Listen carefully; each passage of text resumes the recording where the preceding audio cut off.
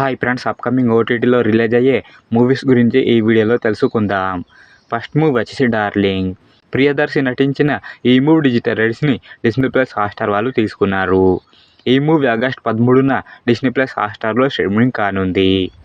Next movie వచ్చేసి Citadel Honey Bunny.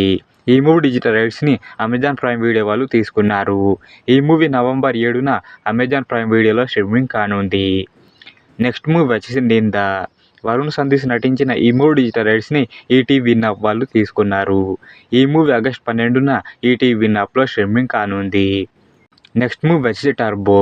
Mammootty గారు నటించిన ఈ మూవీ డిజిటల్ రైట్స్ని సోనీ లైవ్ వాళ్ళు తీసుకున్నారు. ఈ మూవీ ఆగస్ట్ 9న సోనీ లైవ్లో స్ట్రీమింగ్ కానుంది. నెక్స్ట్ మూవీ వచ్చేసి భారతీయుడు 2.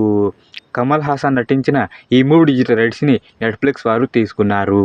ఈ మూవీ ఆగస్ట్ 9న నెట్ఫ్లిక్స్లో స్ట్రీమింగ్ కానుంది. నెక్స్ట్ మూవీ వచ్చేసి సర్పరా. అక్షయ్ కుమార్ నటించిన ఈ మూవీ డిజిటల్ రైట్స్ని డిస్నీ ప్లస్ హాట్స్టార్ వాళ్ళు తీసుకున్నారు.